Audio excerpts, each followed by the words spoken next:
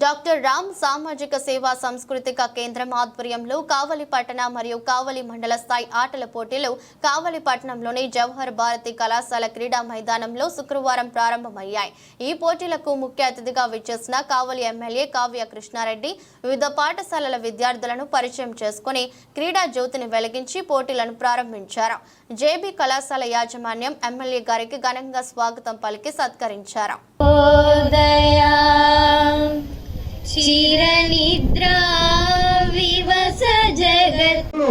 పుట్టిన గడ్డని పుట్టిన రోజు నుంచి పిల్లల శారీరక మానసిక పరిపక్వతని పెంచడానికి విలేజ్ గేములు నేర్పించడం జరిగింది.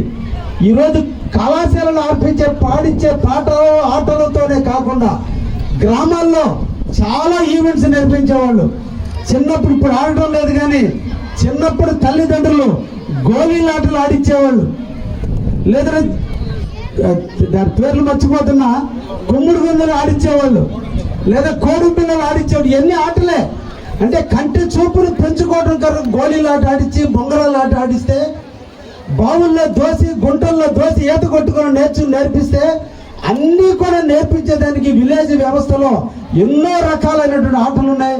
అవన్నీ కనుగమరుగుపోయినటువంటి ఈ రోజుల్లో కూడా ప్రభుత్వాలు పిల్లల్లో పరిపక్వతను పెంచాలి, శారీరక దృఢత్వాన్ని పెంచాలి.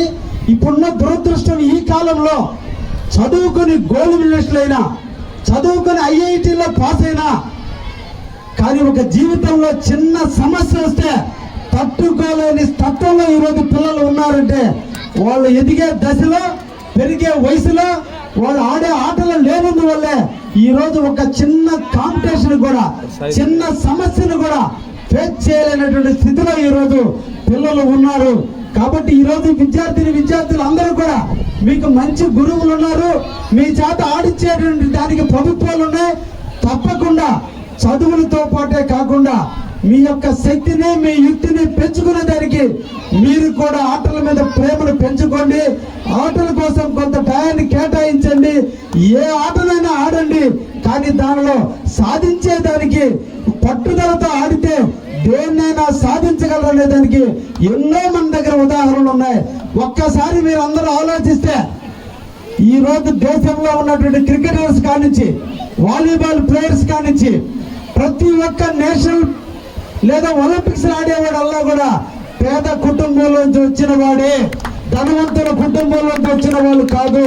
కష్టాన్ని నమ్ముకున్నప్పుడు మనకి డబ్బు లేదు, మన తల్లిదండ్రులు మనకి ప్రోత్సహించడం కాదు, మీలో పట్టుదల ఉంటుంటే ఏదో ఒక రోజు మీ కాళ్ళ దగ్గరికి ఆ విజయం వస్తుందనే దాన్ని నమ్మకాన్ని పెంచుకొని మీరు మంచిగా స్పోర్ట్స్ లో మంచి స్థాయికి రావాలని నిజంగా మిమ్మల్ని ఎండలో కూర్చోబెట్టినందుకు కొంచెం బాధగా ఉంది కూడా అని కూడా తెలియజేస్తూ, ఈ అవకాశాన్ని కలిగించి మీ చప్పట్ల మధ్య విషయాలన్నీ చేసిన వినయానికి ప్రత్యేకతలు తెలియజేస్తూ ఒకటే చెప్తున్నా, ఈ కాలేజీకి ఏది అవసరం, ఈ కాలేజీలో ఏం జరిగినా ఈ కాలేజీ భావించి ఈ కాలేజీలో జీవితాలు ఎదుగుదలపడు స్థానిక ఎమ్మెల్యేగా కావ్య అండగా ఉంటాడని మరొక్కసారి మీ అందరూ తెలియజేస్తారు.